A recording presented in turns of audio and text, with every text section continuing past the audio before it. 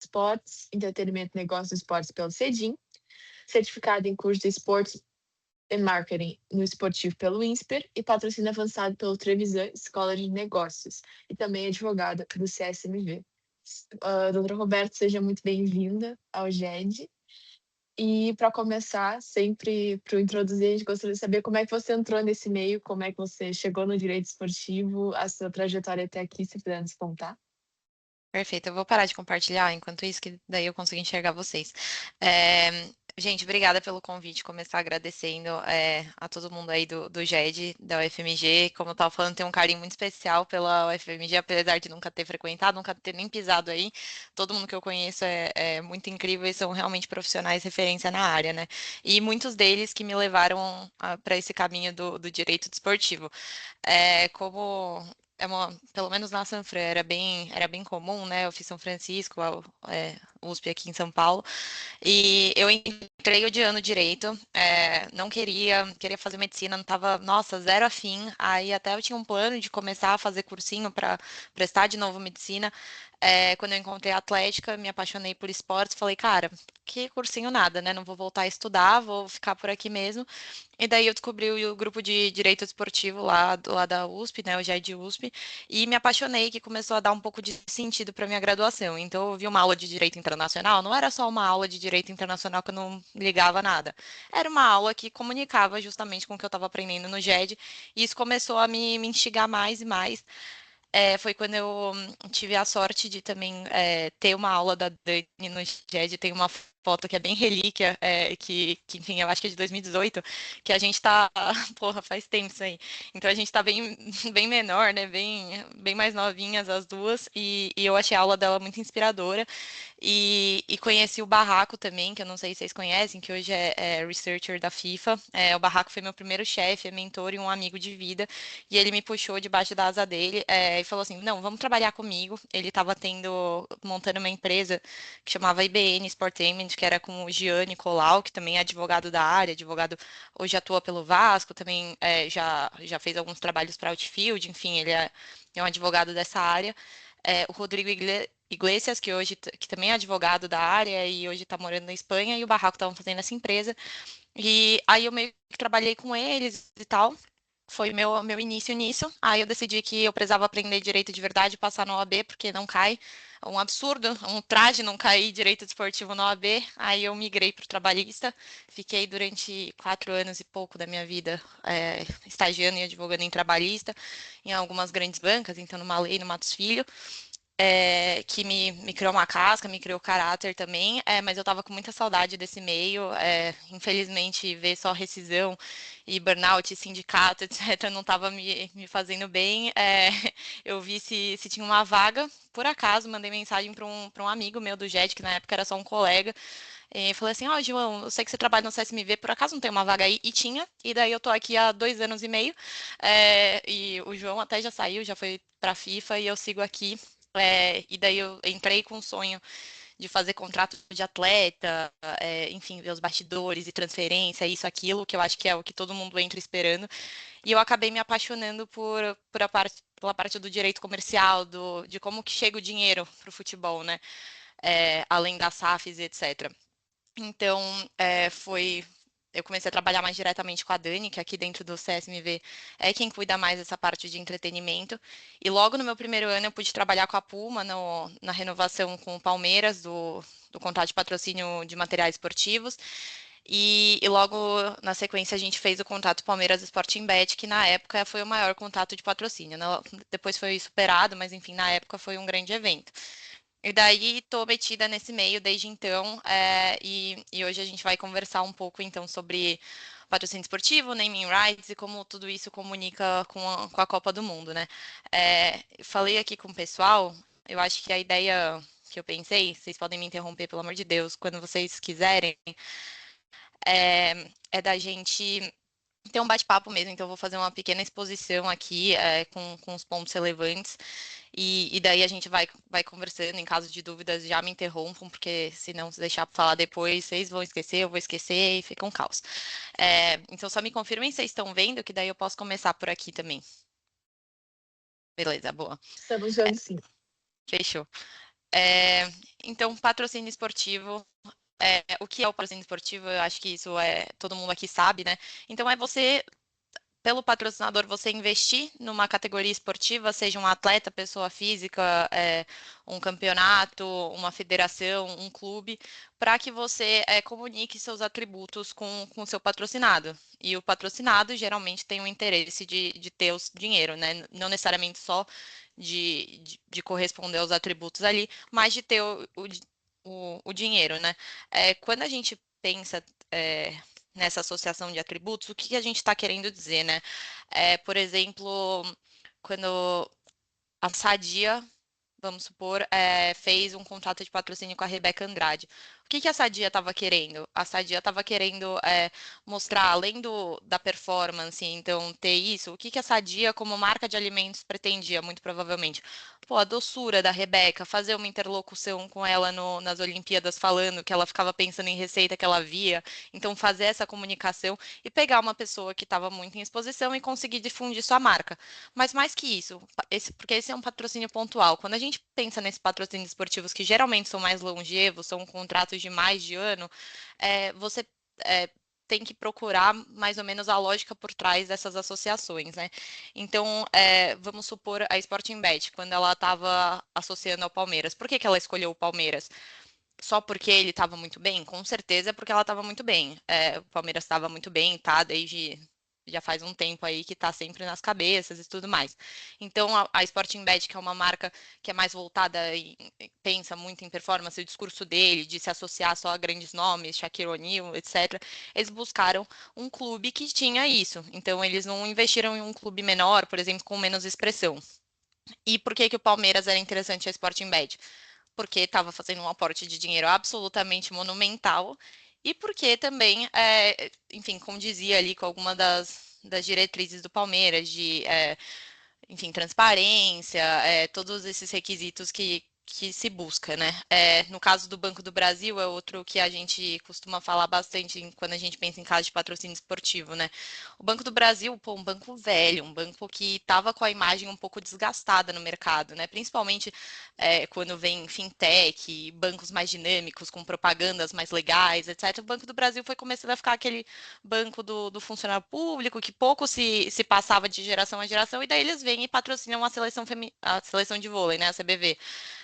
Pô, quando eles patrocinam a CBV, você espalha a palavra do Banco do Brasil, você remete a performance, a pessoas mais jovens, a dinamismo, e daí tem estudos que mostram, né, que teve um boom de adesão ao Banco do Brasil após esse patrocínio. Então, é basicamente isso, essa associação de atributos e a projeção de imagem via o esporte, né? Aqui a gente tem uns exemplos que eu pus nas imagens, então quando, por exemplo, a Spaten pega e faz lutas, né, promove lutas pelo Spaten Fight Night, o que que ela quer? Ela só quer falar sobre o nome da Spaten? Pô, não, né? Ela quer mostrar que a Spaten é essa cerveja mais forte, essa cerveja de momentos esportivos e não associar o momento esportivo só ao futebol, que já é um ramo muito saturado, mas é sobre isso, é sobre você explorar essas diversas áreas e o que essas pessoas, o que que esses clubes, etc., te transportam, né? Sobre cada um deles e como você pode usar isso para fomentar a sua marca. Quando a gente pensa, já falando agora no lado mais de advogados, o que que a gente tem que ter uma preocupação quando a gente vai fazer um contrato de patrocínio?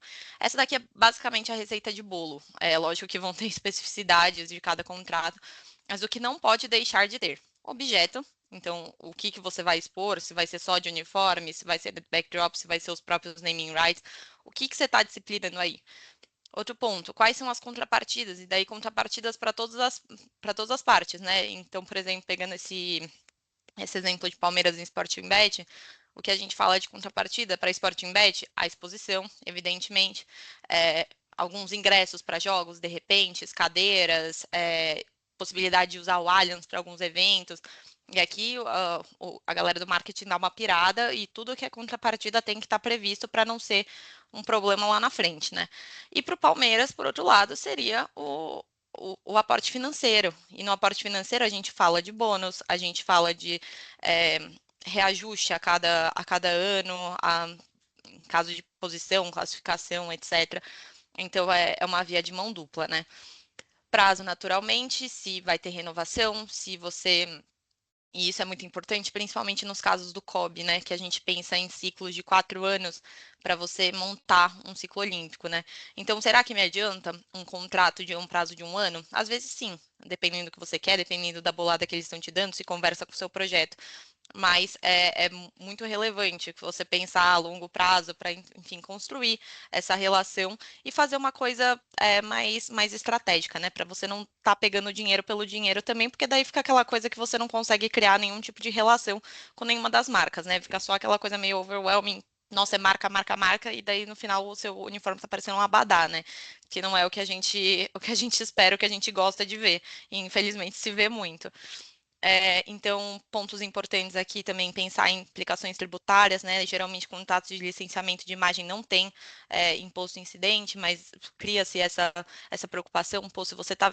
Uma das contrapartidas, por exemplo, é uma ativação, será que isso pode ser enquadrado como serviço? Qual a implicação tributária disso? Vai incidir ISS? É uma coisa que tem que ser conversado também entre todo mundo.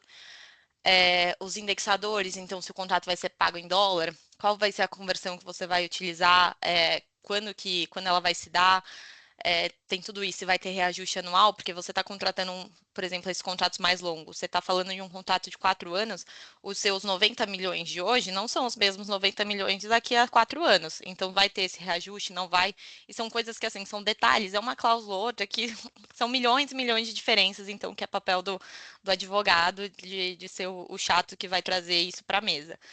É, exclusividade, que é o principal que a gente vai falar bastante também quando chegar na Copa do Mundo, exclusividade e a extensão dessa exclusividade. Exclusividade por categoria, por segmento, então, por exemplo, da Sporting Bet por casa de apostas, da Medley por farmacêuticas, e se sim, só no Brasil e no mundo, só em São Paulo, onde, né? O contrato da Puma, por exemplo, com o Palmeiras fala de exclusividade entre alguns times de São Paulo, quais sejam Santos, São Paulo mesmo e Corinthians. Por isso que a Puma estava livre para negociar com o Red Bull, por exemplo, e como fez, como estava livre para negociar com o Bahia, como fez. Então, garantir que essa exclusividade esteja bem amarrada, porque a exclusividade é basicamente o porque você está pagando tão caro nisso, né? Porque se todo mundo puder anunciar o mesmo tanto ali que você, seu produto já começa a valer um pouco menos. Aí as cláusulas que são um pouco mais sensíveis, assim, cláusula moral, que é se alguém. Crimes, né? Se você comete algum crime ou alguém da sua entidade comete um crime que deteriora a marca. Pô, se você está deteriorando a marca, você está deteriorando o ativo que no fim você está comprando. Então, seu produto vai valer menos. E a mesma coisa o patrocinador. Pô, se alguém aqui comete qualquer coisa e fica feio para a marca, assim, eu não quero ter meu clube, ser um atleta que estou associado a isso, eu quero poder rescindir o contrato. E essas cláusulas, geralmente, elas precisam ser bastante explícitas também, para não dar tanto pano para manga, né? Apesar de ser uma estratégia, você deixar a cláusula um pouco aberta quando você é a parte mais sensível do contrato, o ideal é que ela sempre esteja muito categórica, para que você possa falar, olha, realmente estão todos os requisitos objetivos aqui preenchidos e não tenha uma grande discussão na hora de aplicar, né? Porque quando está negociando, está fechando o contrato, está todo mundo de bem. Agora, quando vai ter o divórcio, né, que é a rescisão, aí as coisas costumam ser um pouco mais esquentadas, né? Direito de imagem de atleta. Então, isso a gente vê muito no caso do COB, por exemplo, que você tem que saber quais direitos são seus para que você possa licenciar ou sublicenciar. Não adianta eu falar aqui, olha, eu vou fazer um contato de patrocínio e te garanto que a Sofia vai aparecer em cinco propagandas suas. Que direito eu tenho para negociar sobre a imagem da Sofia? Nenhum, a não ser que eu tenha um acordo prévio para ela e eu garanta aqui no contrato que está tudo certo, se der errado é culpa minha. Eu não posso, simplesmente. Ou eu posso, mas não vai ter validade nenhuma, né? Então, tomar muito cuidado com isso e entender, enquanto negociador, se a pessoa está te vendendo um negócio que ela tem e se você está comprando um negócio que você pode comprar também. Porque às vezes é isso, se a pessoa não tem, você tá gastando dinheiro à toa. Isso é uma coisa bem importante de ter fazer essa due diligence antes. E as bonificações é que eu estava falando, né? De por classificação, e isso vem dos dois lados, né? Tanto se você classifica e daí ganha uma bolada, ou quando se você enfim, cai, né? Vai para a série B, por exemplo, se isso tem algum impacto no valor do contrato, se isso te dá a possibilidade de rescindir o contrato, tudo isso é negocial, mas tem que estar refletido aqui no instrumento no fim do dia. Era isso que eu vou pegar uma aguinha só. Pode falar. Então, enquanto você pega uma água, eu tenho 2 perguntas já para a gente ir começando.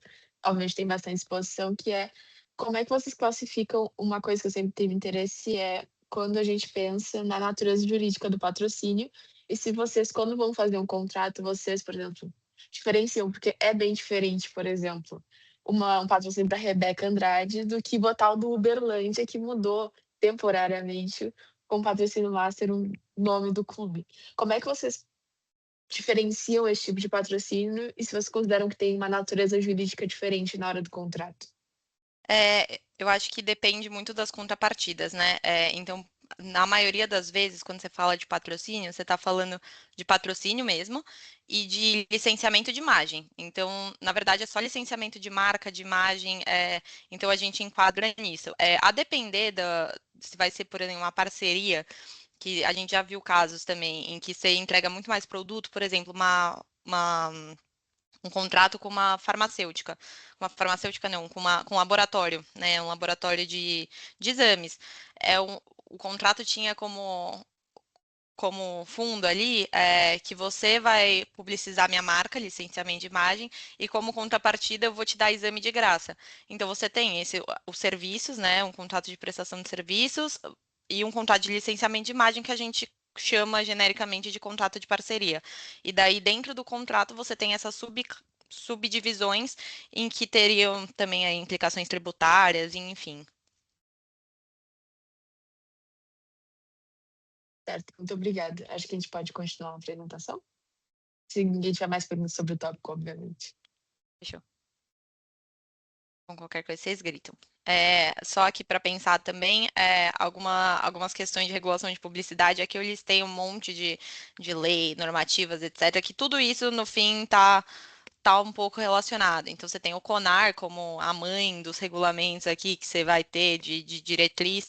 Isso era muito interessante quando a gente via os contratos de betting também, que tem 1001 restrições. Isso é um ponto legal de falar. Porque, até voltando aqui,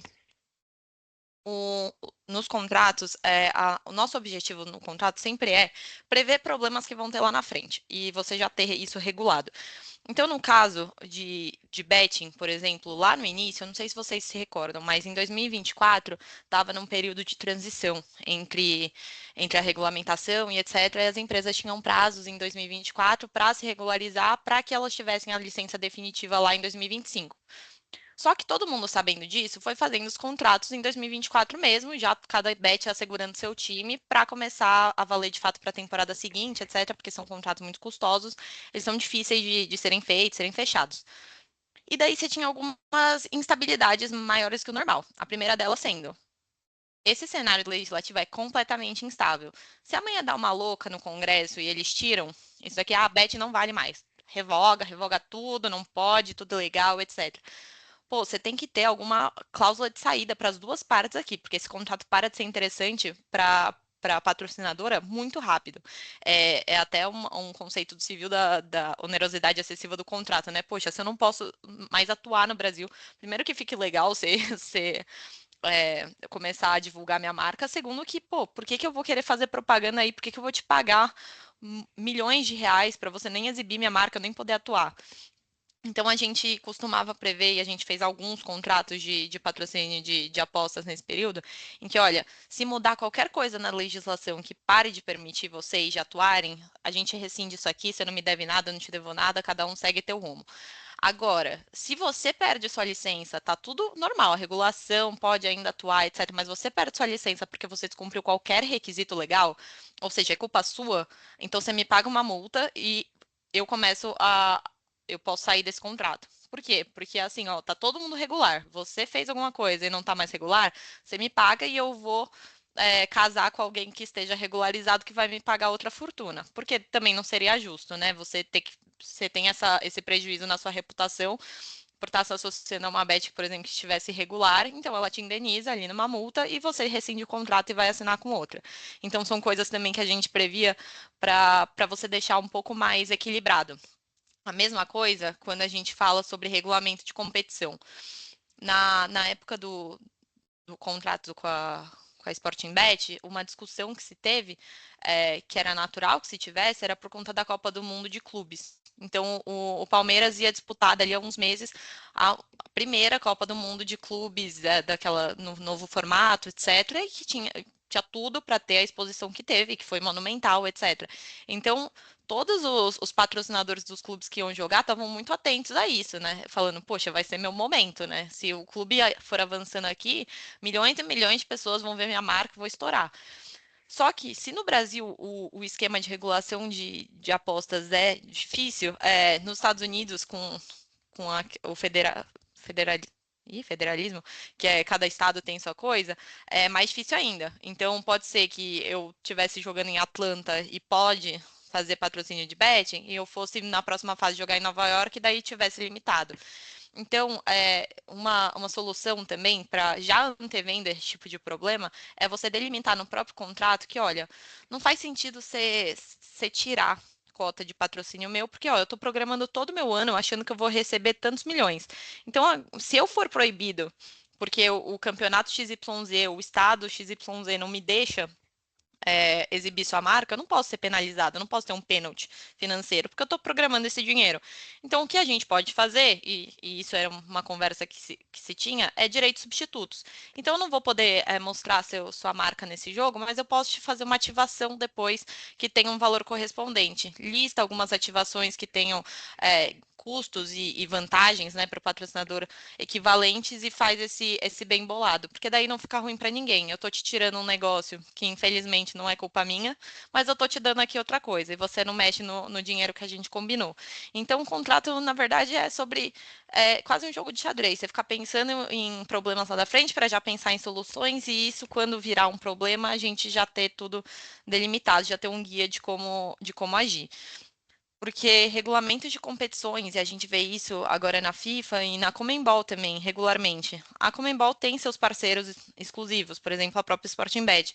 Então, ela determina que não os uniformes dos clubes, porque esses evidentemente ficam inalterados, mas que nos estádios você cubra patrocinadores que sejam conflitantes, que as brochuras dos ingressos sigam os patrocinadores da Conmebol e etc. Então, você pode ter restrições derivadas tanto de lei, que mudanças legislativas que podem ocorrer, tanto quanto vedações de regulamento que você está sujeito, enquanto clube, enquanto atleta, enfim, enquanto federação. Então, esses são pontos também para ficar atento e, de repente, já prever, que nem vai ser o caso no naming rights que a gente vai ver daqui a pouco. Então, uma vez que você compra um naming rights, por exemplo, agora no Brasil, Nubank Parque Nubank, não lembro como ficou, mas comprou. Ano que vem vai ter a Copa do Mundo Feminina aqui no Brasil. Se tiver algum jogo no Nubank Parque e o Nubank não for patrocinador da FIFA, esse nome vai ter que sumir. Vai ter que ser Parque Antártica para todos os fins e efeitos, ou sei lá, qualquer nome que a Parque Antártica não, né? Também que é, enfim, é um naming rights, mas enfim, mas qualquer nome que não seja vinculado a nenhuma marca que não patrocine a FIFA, né? Aí aqui, já falando sobre Copa do Mundo, pegando esse gancho, a gente tem algumas camadas dos direitos comerciais, que são esses direitos que podem ser explorados da FIFA. Então, a FIFA, ela centraliza todos esses direitos, tá? É bem interessante o que a FIFA faz, porque demanda uma organização bizarra, porque não só eles têm uns regulamentos muito bem fechados, e são muitos e bem extensos, mas eles também arranjam forma de capilarizar a fiscalização e garantir que esses regulamentos sejam cumpridos, porque é mais difícil do que você fazer um monte de regra e você garantir que esse monte de regra seja cumprido. Então, a FIFA, ela coordena com os países sedes, que nem eu não sei se vocês viram, recentemente saiu a MP sobre a Copa do Mundo Feminina do ano que vem. Então, ela determina que os países que vão receber aos seus eventos, eles obedeçam uma série de critérios para a proteção de marca, tanto dos patrocinadores que pagam muito dinheiro para estar lá, quanto para assegurar que, enfim, esses patrocinadores vão poder exercer seus direitos, que eles vão poder exibir, etc., sem nenhuma restrição, e vai tudo estar nos conformes, o país já dá essa anuência desde já, quanto que o país também vai agir ativamente para que eles não sofram, não sejam lesados. Então, para que um terceiro não venha e faça um marketing de emboscada ou qualquer outra coisa. Então, os países somam forças à FIFA para que todos esses regulamentos sejam cumpridos. Isso é muito interessante de se ver, né? Porque não é uma tarefa fácil coordenar todos esses esforços. Então, em nível organizacional, a FIFA detém tudo isso e ela que coordena patrocinadores, apoiadores, licenciados, ela que licencia os direitos de mídia, enfim, ela centraliza tudo isso.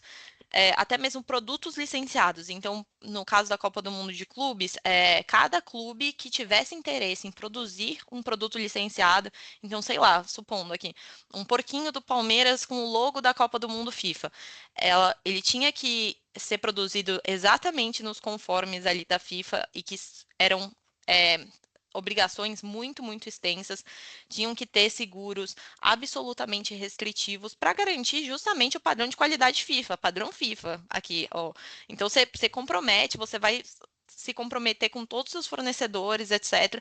E só assim você vai ganhar o selinho de produto licenciado. Então, isso é com tudo. Eles têm esse grau de zelo bastante grande, porque eles cobram um valor bem expressivo para essa exclusividade, né? Para você ser um licenciado FIFA, então eles fazem valer isso aí. E daí é isso, a gente vai ver no próximo slide, mas tem diversas categorias de patrocinadores FIFA. É que nem quando vocês vão fazer um evento, vocês fazem cota ouro, cota prata, etc. Cada um vai ganhando um tantinho com base no que vai pagar. E, evidentemente, terceiros que não estejam pagando também não podem se associar. E aí que eu estava falando que a FIFA age muito nessa fiscalização. Então, não é só de, ai, poxa, você fez, que chato. Não. Vai ter processo, eu vou agir com os órgãos internos desse país e vou atrás de você, etc. Então, tem riscos palpáveis. E marcas protegidas não é só falar Copa do Mundo FIFA, é você usar os mascotes, é você usar o logo, é você usar a taça, é, tudo que remeta à FIFA e eles fazem questão de patentear isso em todos os lugares, então eles registram, eles têm PI e no regulamento deles, né, que estava até aqui aberto, que eu estava dando uma estudada pré-classe, eles falam o tanto de PI que eles têm registrado em todos os países, etc. Então é bem bacana, eles fazem isso de uma forma bastante séria.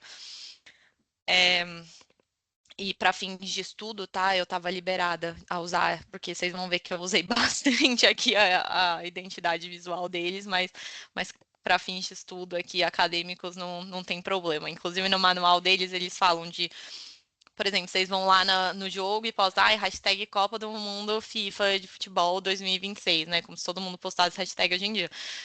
E daí isso você pode, porque você é uma pessoa física, você não está querendo vender nada, a não ser que um de vocês seja um baita influenciador de alguma marca que eu não conheça, tá tudo certo, vocês não vão ser presos, processados, nem nada pela FIFA. E daí aqui também tem a arquitetura que eu estava falando dos nichos de patrocinadores. Então você tem patrocinadores que são os FIFA Partners, que são os patrocinadores eternos da FIFA, são os pais, né? Estão aqui no projetinho com eles há muito tempo, etc. Que é Adidas e Coca, Adidas fazendo as bolas, enfim, há um tempão e etc. Então são parceiros fixos, por assim dizer, internacionais, assim, da FIFA. Aqui eu deixei alguns exemplos, mas são diversos. Aqui os patrocinadores da Copa do Mundo, então são parceiros um pouco mais pontuais, por exemplo, o MEC, a Verizon, enfim. E também tem parceiros regionais, que daí até cada estado, Kansas mesmo, tem uma lista extensa de parceiros, enfim. Então, você tem essa setorização. Então, você também pode ser um parceiro FIFA, se você quiser. E daí é isso, você vai se associando e você ganha ali um pool de coisas que você pode fazer com esse seu direito de patrocínio. Falando especificamente sobre Copa do Mundo, que é por isso que viemos. O que você pode e o que você não pode fazer, né? Que é o que interessa. Inclusive, super recomendo para quem tiver interesse no tema de ambush marketing, marketing emboscada, etc. Tem eu não vou lembrar, mas depois eu mando para Sofia o link. Ela compartilha com vocês, que era um podcast que a diretora jurídica da ASICS falava sobre ambush marketing na esfera da corrida. E é muito legal porque, assim, fica entre a genialidade do pessoal do marketing de brincar aqui e pagar pouco para se associar ali a uma coisa que eles não quiseram pagar montão ali para se associar. Então você paga pouquinho aqui nessa campanha e faz todo mundo achar que você pagou um monte, que é o caso, por exemplo, da Nike com não sei se vocês acompanharam as Olimpíadas de Inverno, mas aquele caso da Yulia, que venceu, enfim, na patinação de velocidade, etc., em que ela ganha o ouro, bate recorde, etc., e ela abre o macacão dela, que era da Fila, que era patrocinadora da Holanda, e tá aqui um top da Nike. E a Nike posta a foto dela, pode, ela é uma atleta patrocinada Nike, e fala no post, ai, o impossível aqui, conseguimos o impossível, etc. Então, na época, ela não menciona Olimpíadas, tá tudo certo, não tá infringindo ali diretamente nenhum tipo de direito dos patrocinadores oficiais, etc. Mas você tá fazendo uma jogada perigosíssima, você teve uma sacada de marketing genial. Pô, a menina ganhou, a patrocinadora das Olimpíadas, enfim, que era outra, e da própria Confederação da Holanda, ficaram lá apagadíssimas e você bombou. Então, assim, tem esse quê de brincar com essa genialidade dos marqueteiros versus você realmente infringir ali a propriedade intelectual e os direitos exclusivos de patrocínio que as pessoas pagam muito caro para ter. Então, vamos para os do's e os don'ts aqui. Don'ts. Não use a marca FIFA e marcas oficiais e nenhum dessas propriedades que são patenteadas ali que a gente estava falando, como se você fosse um patrocinador básico, né? Isso, evidentemente. Também não faça promoções, ai, toma aqui 2 ingressos para a Copa do Mundo, etc., dando a entender que você é um dos sponsors do evento, porque se você não é, isso também não pode. E também não faça exposição não autorizada próximo ao estádio. Então, eu gosto muito do universo da corrida, né? A gente via também ano passado, acho que foi em Buenos Aires, na maratona, quem patrocina é a Adidas. E daí relatam, né? Eu não fui no caso, mas relatam que no percurso a Adidas gasta uma nota para fazer aquela prova maravilhosa, etc. E daí no percurso a Nike envelopou vários prédios por onde os corredores passavam, fazendo you can do this, não sei o quê, vários slogans da Nike.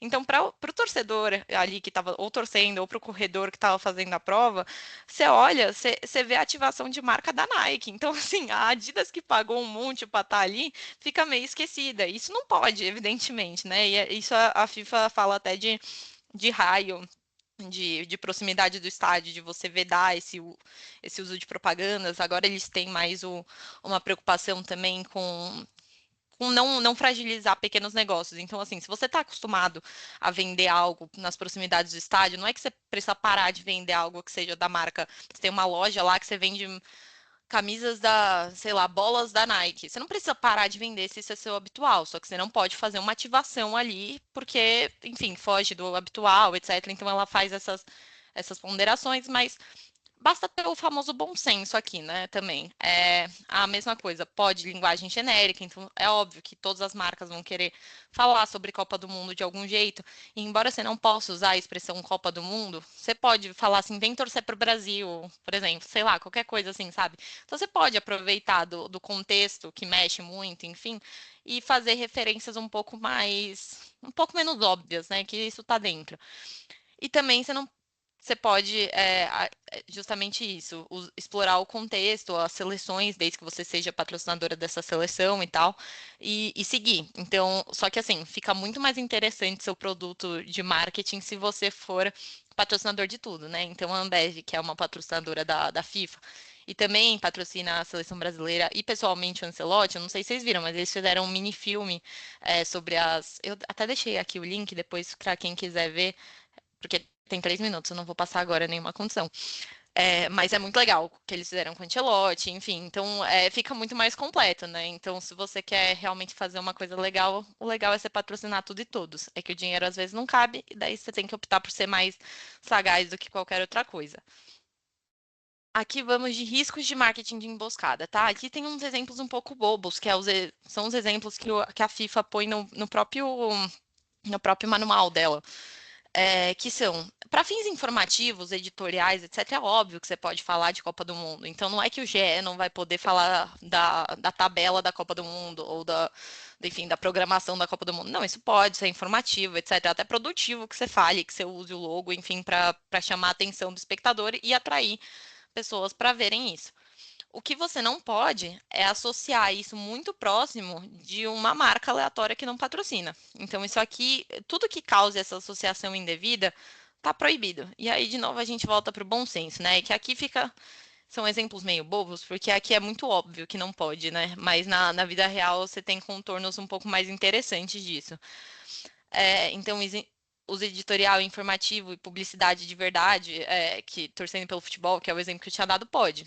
Inclusive, esse ano, que até estava tendo muita crítica disso, eles vão implementar o lance dos minutos de hidratação, né? Que nem estavam fazendo na Copa de Mundo de Clubes do ano passado.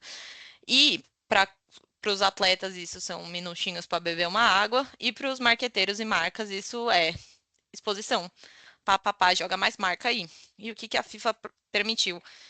Que nesses momentos de hidratação, você não precisa ficar mostrando os caras bebendo água. Você pode fazer uma pausa comercial. E uma vez começada essa pausa comercial, deu 20 segundinhos que ela começou, então dissociou completamente, já passou aquele pim, pim, pim dos patrocinadores quando você tá vendo na Globo, sabe, que fica piscando na tela. Aí você pode fazer você, que a Globo fechou com outra pessoa que comprou ali na sua grade o direito de fazer um comercial, você pode publicar esse comercial, mesmo que seja de uma marca que, que enfim, seja concorrente das patrocinadoras oficiais da FIFA. O que você não pode é isso. No meio da transmissão, botar lá, ai, não sei o quê. Sabe quando o jogo fica pequenininho, fica passando um monte de comercial, que é bastante irritante? Botar aqui assim, Heineken. Pô, se a patrocinadora é a Ambev, você não pode fazer isso no meio do jogo, né? Porque você associa que é a Heineken que tá ali, enfim. De novo, o bom senso. Mais uma pausinha para água, falando em pausa para hidratação aqui.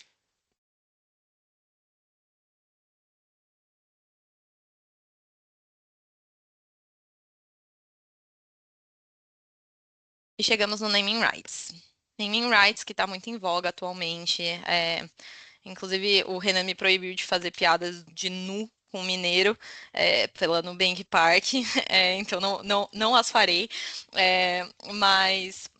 Mas a gente tem aqui vários casos e assim, tem vários podcasts. Inclusive, eu estava ouvindo um podcast de um dos caras lá, dos cabeças do marketing do Mercado Livre, e ele estava sendo questionado, poxa, por que você vai investir numa arena, assim, né, no naming right de uma arena, vocês já são líder de mercado, tipo, o público de vocês de ver assim, eles já tipo compram, porque isso não é melhor ativação online, você gastar com isso que daí ele já está no ambiente.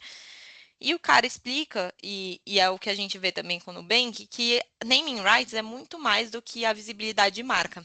Ele é um ponto para que você comece a, de fato, ativar o seu produto, né? Quando eu fiz o curso do INSPER, o meu professor Eduardo Korsch, ele é um querido, e ele é muito craque, ele está na indústria há séculos, e ele falou que você ter um patrocínio e não ativá-lo é que nem você ter uma Ferrari e deixar ela parada na garagem. E o naming rights proporciona justamente isso. Muito raro você comprar um naming right só para ter o nome. Você geralmente compra o que você quer, na verdade, é a hospitalidade que vai te dar de contrapartida, enfim, a possibilidade de você ativar isso para os seus clientes. Então, por exemplo, no Nubank, no mercado bancário saturado, se você ter no Allianz, no antigo Allianz, né, agora no Nubank Park, que recebe muitos shows, etc., você ser o cara que está lá, você pode dar acesso, por exemplo, prioritário para compra de ingresso de shows para os seus clientes. E isso é um atrativo. Isso você ganha indiretamente seu público, que, porra, por que eu vou escolher o banco XPTO versus o Nubank? Ah, eu vi que o Nubank me dá essas vantagens aqui quando for para comprar show e eu amo show. Às vezes isso é um diferencial, porque o público médio, e aqui eu falo eu, por exemplo, não vejo, ai, os juros é tão melhor, ai, porque ele me dá 1,5 vezes mais é, pontos do que o outro banco concorrente. Sei lá, eu quero saber o que ele vai me dar de legal, sabe? De legal ele pode te dar essa experiência. Então, os naming rights vêm muito para isso, para agir não só como marketing, da visibilidade pronta, mas como você possibilitar esses novos tipos de experiência, conteúdos e benefícios, tanto em endomarketing, ou seja, para dentro da sua empresa, quanto para os seus clientes, tanto para clientes novos, potenciais, enfim, aí a imaginação corre solta. E também, mais do que a preocupação com ter os naming rights, é garantir que as pessoas usem os naming rights, né? Porque tem alguns naming rights que caíram em desuso. Então, eu estava, para fazer aula, eu estava pegando alguns exemplos. Eu sou santista, né? Infelizmente, atualmente. E daí, Vila Viva Sorte. Pô, Vila Belmiro, eu nunca ouvi ninguém falando Vila Viva Sorte. Isso, pô, você paga uma grana e ninguém vai falar teu nome, chato. É, até em caso de clube, por exemplo, o Bragantino, não é Bragantino, é Red Bull Bragantino. Você tem que falar o nome completo do clube, porque senão aquele investimento seu morre, né?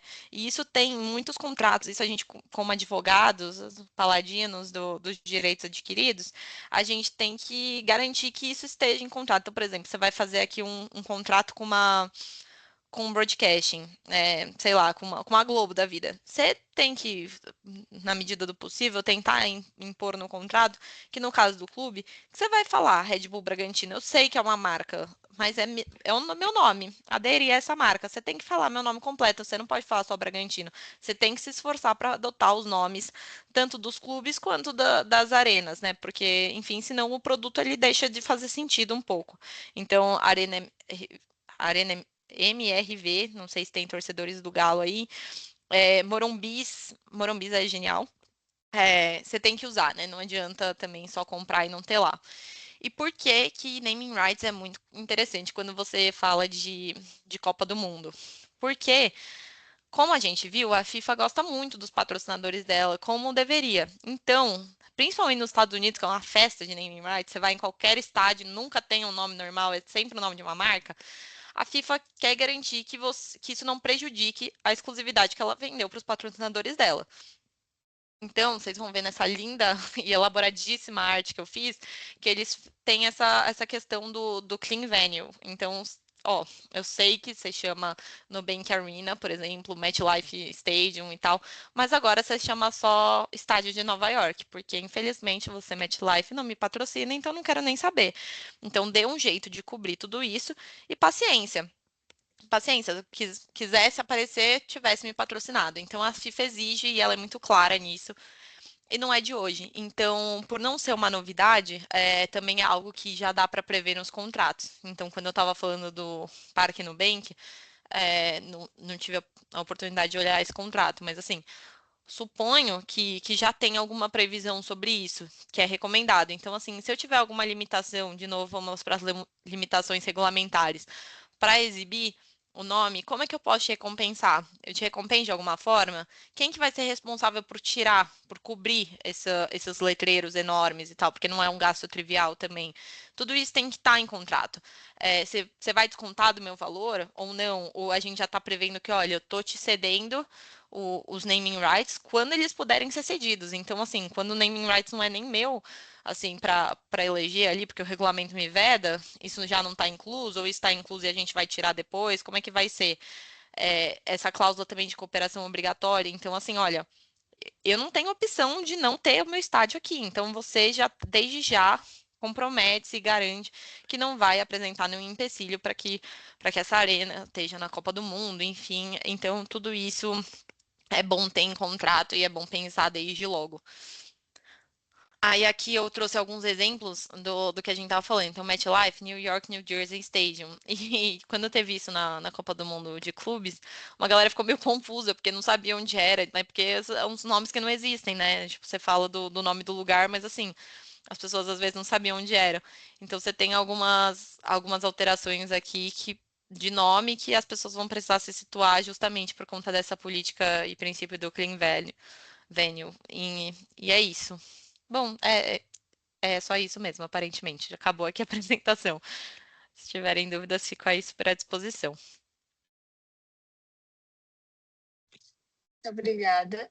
Então, a gente sempre abre agora para perguntas. Eu tenho algumas, tenho certeza que vários têm, mas eu acho que uma das principais que eu tenho agora é que as Copas do Mundo passaram a ser em vários países. O que para o advogado deve ser ótimo, porque ainda que tem o regulamento da FIFA, a lei subsidiária fica como, as leis locais ficam como. No Brasil, a gente tem a LGPD, outras que regem não só marcos, mas a nossa vida, o Código Civil, por exemplo. Mas agora temos o do México, do Canadá e dos Estados Unidos, que são não apenas códigos diferentes, mas formas de aplicar o direito diferente, o common law e o direito germânico romano. Então, queria saber como é que ficam isso quando vão fazer um contrato. E querendo ou não, agora cada vez mais competições que daqui para frente vão ser mais de um país. Como é que vocês levam isso em consideração?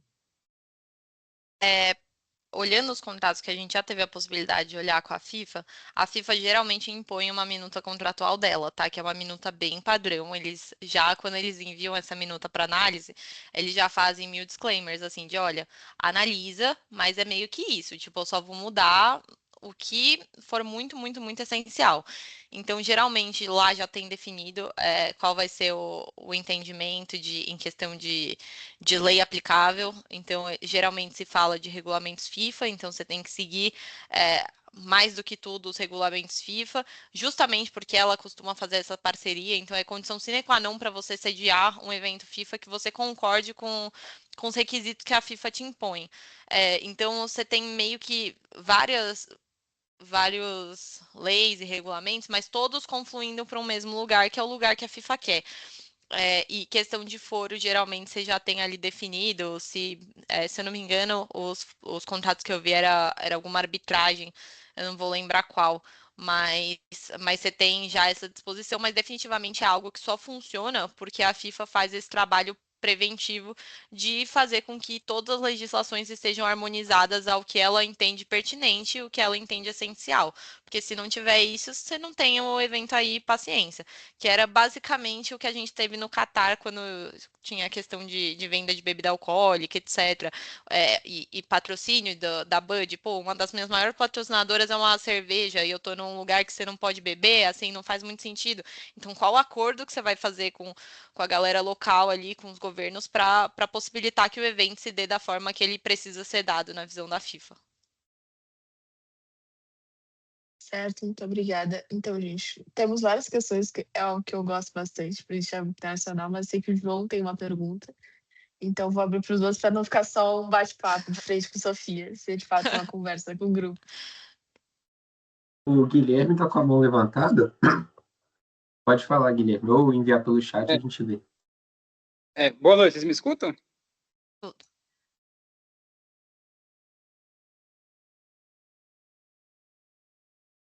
Pode falar. É, ela faz esse acordo com os estádios individualmente. Ralho, você consegue falar de novo, por favor?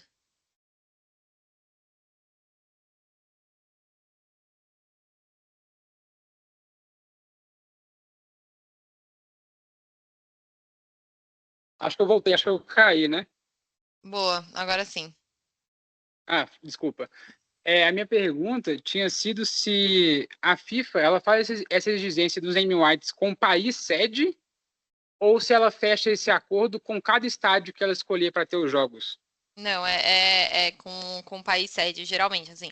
Mais do que com o país sede, é que nem quando a gente tem competições no Brasil aqui, quando a CBF, ela tem, fazer um paralelo, depois respondo a pergunta mais objetivamente. Mas quando você tem aqui Campeonato Brasileiro, você tem um regulamento extenso da CBF sobre como é que se vai dar o Campeonato Brasileiro, e uma vez que você participa do campeonato enquanto clube, você está anuindo ali com todas as disposições desse regulamento, que tem não só regras do esporte, etc., mas tem também que você vai colaborar com patrocínios da própria CBF do campeonato, que você vai participar de campanhas. Então é por isso que a Betano, por exemplo, enquanto Brasileirão Betano, pode usar a imagem de clubes. Então os clubes, por estarem participando da competição, eles já concordam em licenciar os logos dele, as logos dele, por exemplo, para que a Betano promova o campeonato.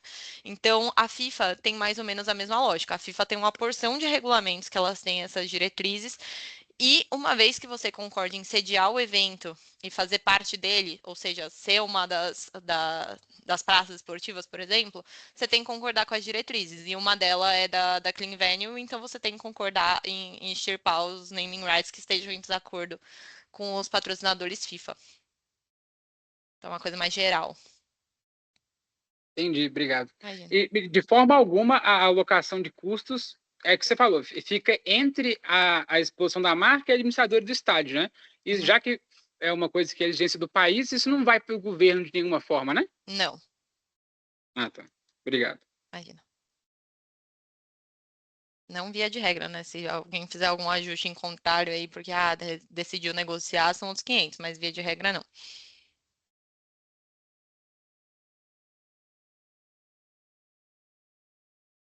Bom, se ninguém tiver mais pergunta, eu vou fazer a minha aqui. Primeiro agradecer pela exposição. Eu queria retomar um comentário que foi feito no início da reunião, sobre o patrocínio da Rebeca com a Sadia, que fez muito sucesso. É, e você comentou que existe sempre uma lógica por trás das associações, né, entre marca e atleta. E aí eu fui pensando em outros exemplos aqui de atletas femininas, puxando aqui para o meu interesse pessoal. Hoje, uma das que eu mais acompanho, talvez o pessoal aí também acompanhe, é a Raíssa Leal, do skate.